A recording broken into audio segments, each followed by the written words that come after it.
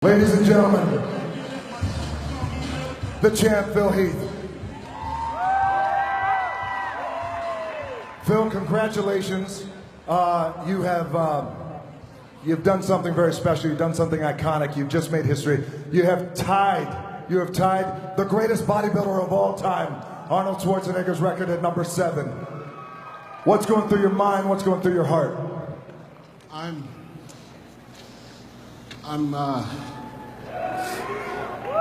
I'm just so thankful because when I started bodybuilding on October 8th, 2002, I had no idea that I would be standing on this stage one day winning the Mr. Olympia, let alone, being 7-time champion.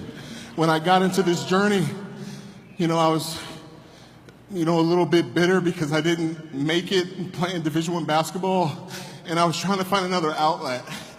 And bodybuilding taught me how to be strong mentally, physically, and emotionally through all life's challenges.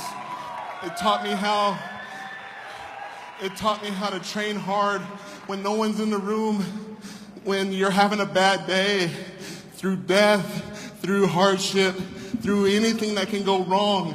I always had the gym. Over at Armbrust, I could train any time of the day. There would be days I would train by myself or with my fiance, Cherie, and I would be in there dying. Looking at those pictures in the gym of Schwarzenegger, of Coleman, of Haney, of Dorian, of everybody.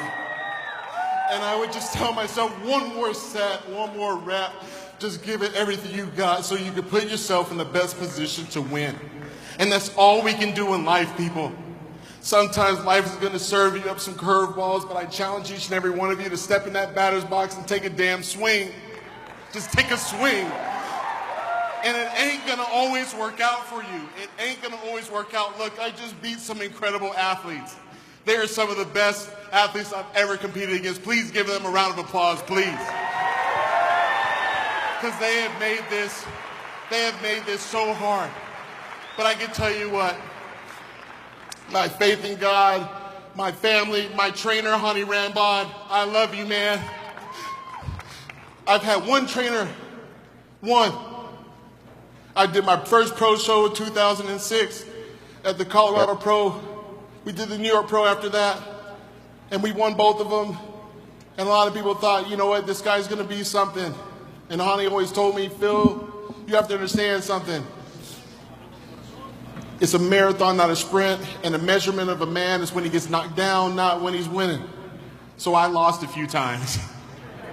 And he always reminded me just to keep on going and be the hardest worker in the room, just like what you say. And when people tell you you can't, you don't look at them. You don't need to look at them. You look in the mirror and you ask yourself, do you give it your all? You look at the mirror and you ask yourself, do you have another rep? You ask yourself, can I go to work when I'm pissed off because I'm about to get fired or something bad happened or lost my girlfriend or whatever it is? You ask yourself, do you have the guts to go after it when no one is watching, no one's patting you on the back, and no one is liking your stuff on freaking social media? If you got the guts to go after it, you can put yourself in best position to win, and that's what I did through this entire prep. It was not easy. A lot of people say, oh, Phil, he's got genetics and this and that. I put that God-given talent to work each and every damn day in the gym. And I'm so thankful. I'm so thankful for the Olympia. I'm so thankful to be a bodybuilder because it wasn't meant for me to play basketball. I mean, look at me. I'm short as hell. It doesn't work out like that. God had a different plan, obviously, and I'm glad that I listened. And I'm glad that I never gave up. And I know there's a lot of incredible athletes wanting to kick my ass next year, but I know this, winning is habitual. If you care about your success more than anyone else in the room, I promise you this, you will be successful at some point in time. But the goal is that when you are successful, that you don't just hide it for yourself. You don't just hold it for yourself. You share those experiences and perspectives with everybody else so that they can get theirs. So then they can feel the confidence to go after their dreams.